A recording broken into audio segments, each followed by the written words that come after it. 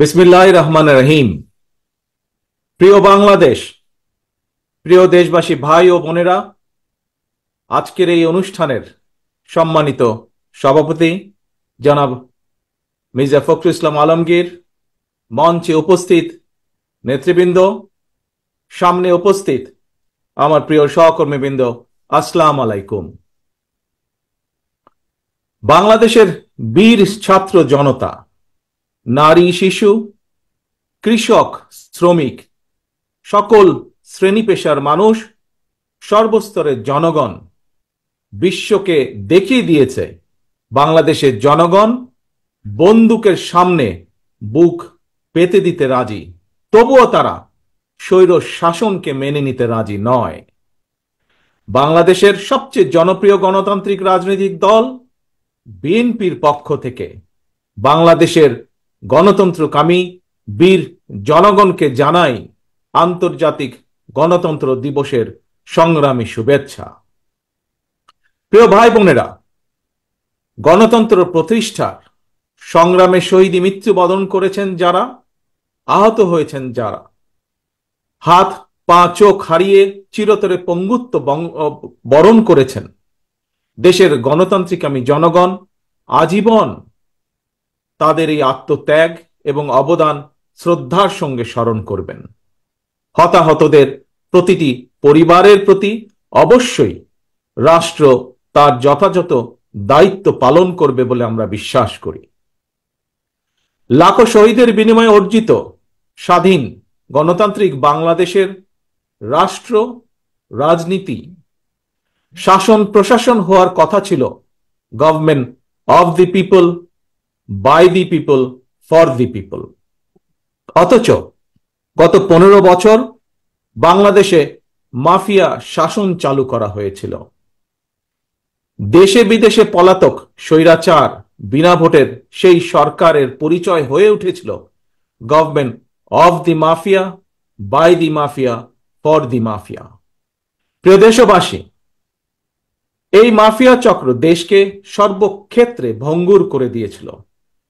দেশকে সম্পূর্ণ আমদানি নির্ভর, ঋণ নির্ভর এবং পরনির্ভরশীল রাষ্ট্রে পরিণত করেছিল।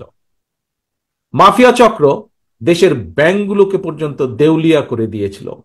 গত 1.5 দশকে দেশ থেকে প্রায় 17 লক্ষ কোটি টাকারও বেশি পাচার হয়ে করে দিয়েছে এরা।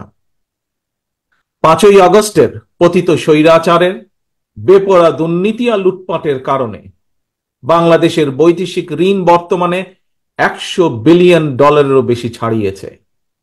বাংলাদেশে আজ যে শিশুটি জন্ম নিয়েছে কোনো কারণ ছাড়াই, সেই নিষ্পাপ শিশুটিরও মাথাপিছু ঋণ কমপক্ষে 1.5 লক্ষ টাকা।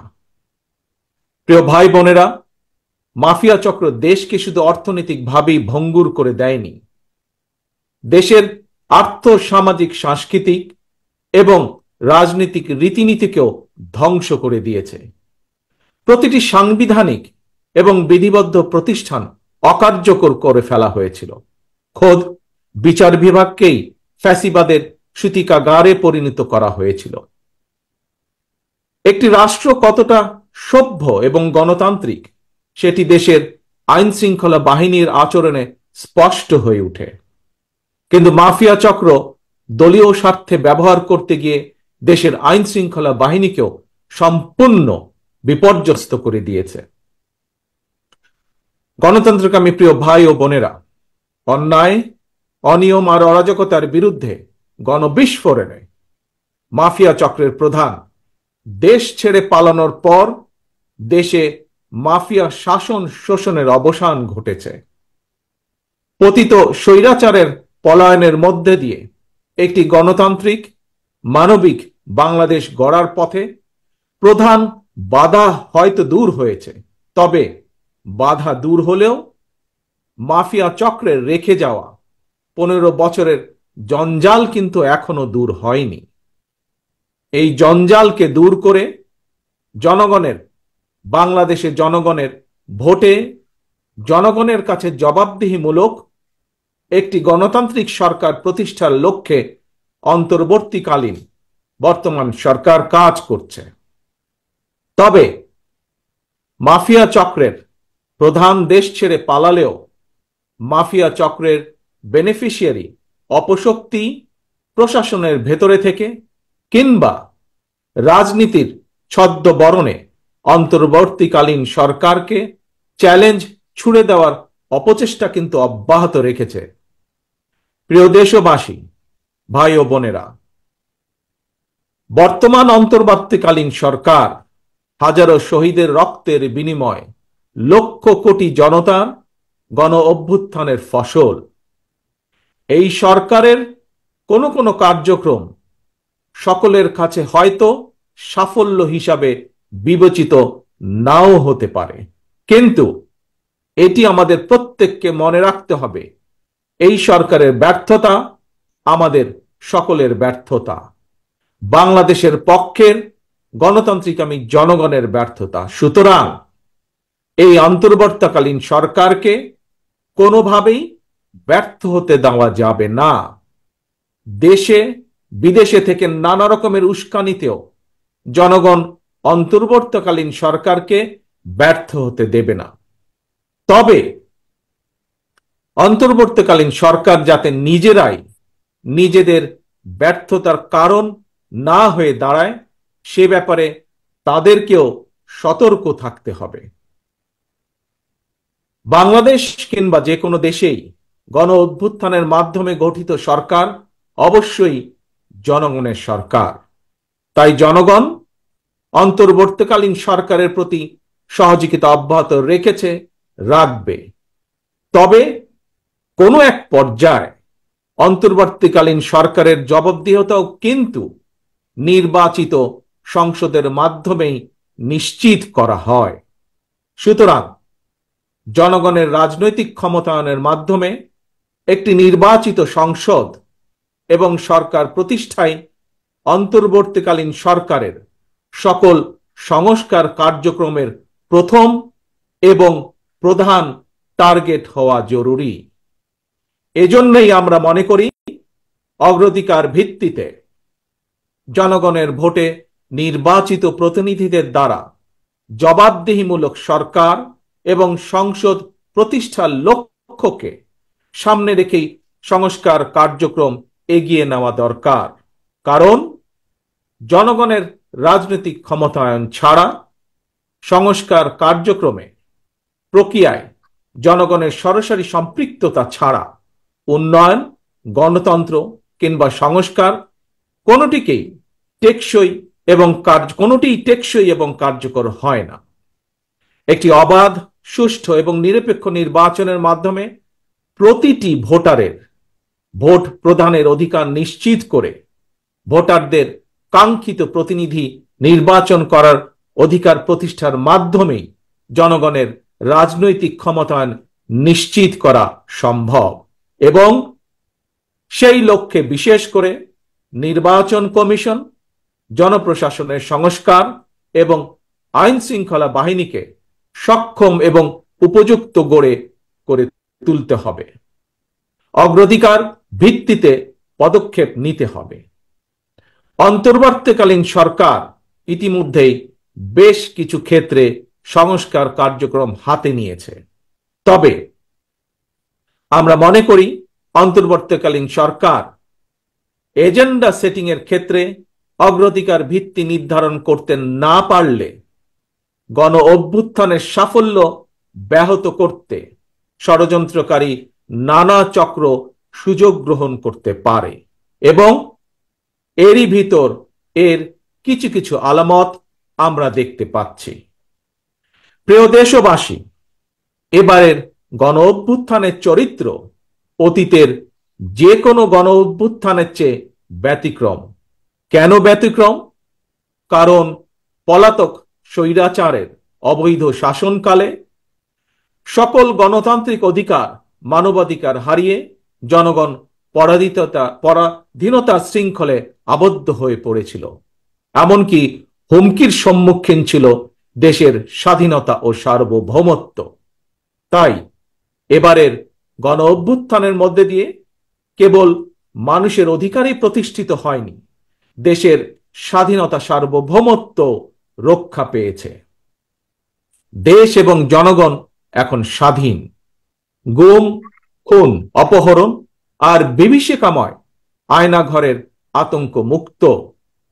স্বাধীনতা সার্বভৌমত্ব রক্ষার পর এবার দেশ এবং জনগণের স্বাধীনতা সুরক্ষায় প্রথম কাজ হতে হবে রাষ্ট্র এবং সমাজে মানুষের গণতান্ত্রিক অধিকার এবং লুণ্ঠিত ভোটের অধিকারকে পুনঃপ্রতিষ্ঠিত করা। তাই প্রিয় ভাই ও বোনেরা, দেশে বর্তমানে প্রায় 12.5 কোটি ভোটার। এর মধ্যে 2009 সাল থেকে এ পর্যন্ত ভোটার তালিকায় প্রায় 2.5 কোটিরও বেশি নতুন ভোটার সংযুক্ত হয়েছেন। ভোটার হবার পর তরুণ প্রজন্মের এই 2.5 কোটিরও বেশি ভোটার একটিও জাতীয় নির্বাচনে ভোট দেবার সুযোগ পায়নি। ভোট দিয়ে তারা তাদের কাঙ্ক্ষিত জনপ্রতিনিধি নির্বাচন করতে পারেনি, অথবা তাদের নিজেরাও কেউ ভোটে নির্বাচিত হয়ে জনগণের প্রতিনিধিত্ব করার সুযোগ পায়নি।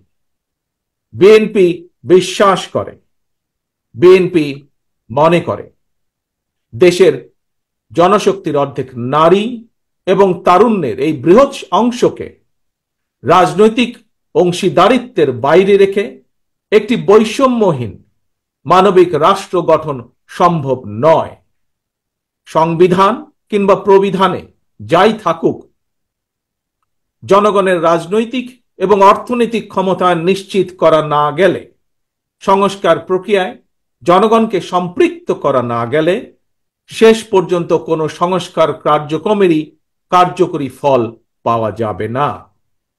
প্রিয় দেশবাসী, ভাই ও বোনেরা, রাষ্ট্র, রাজনীতি এবং রাজনৈতিক দল হিসেবে বিএনপি দলীয় রাজনৈতিক কার্যক্রম সংস্কারের লক্ষ্যে প্রথমে 2022, পরবর্তীতে 2023 সালে বাংলাদেশের পক্ষের গণতান্ত্রিক রাজনৈতিক দলগুলোর প্রতিনিধিদের উপস্থিতিতে 31 দফা কর্মসূচি ঘোষণা করেছিল। তবে ঘোষিত 31 দফাই শেষ কথা নয়।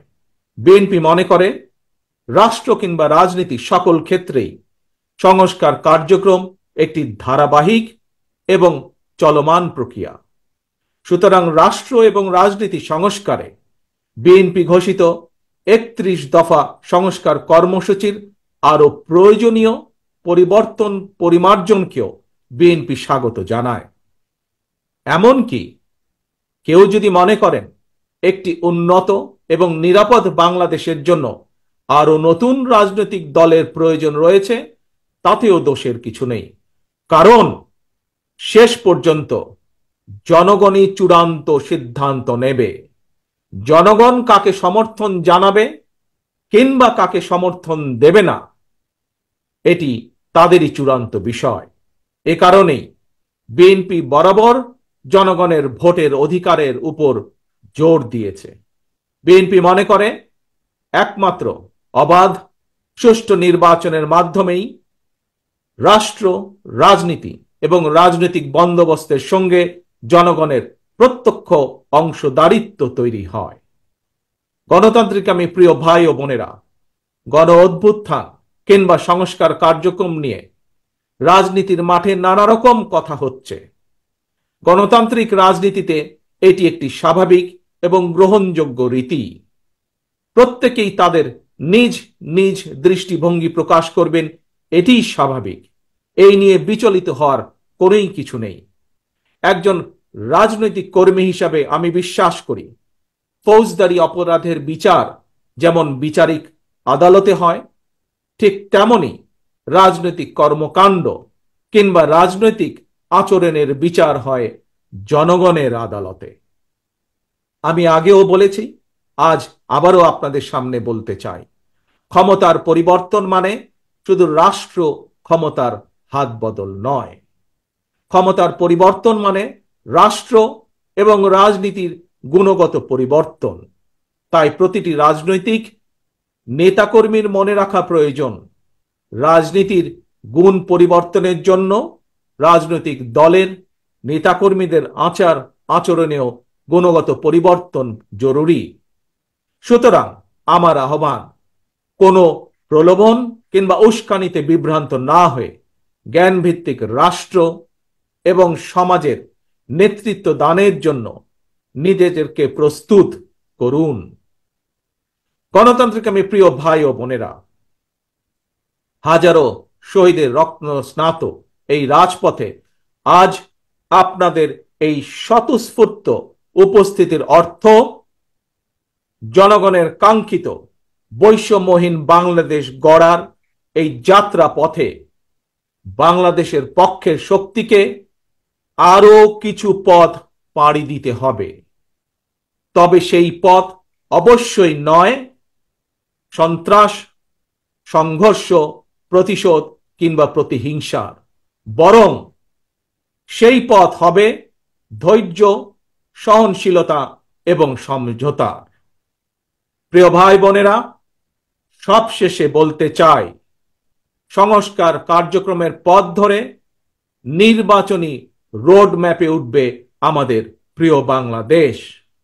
সুতরাং আসুন আমরা সবাই কাজের মাধ্যমে জনগণের বিশ্বাস, জনগণের ভালোবাসা অর্জন করি, জনগণকে সঙ্গে রাখি, জনগণের সঙ্গে থাকি। আল্লাহ হাফেজ। বাংলাদেশ জিন্দাবাদ। বাংলাদেশ জাতীয়তাবাদী দল জিন্দাবাদ।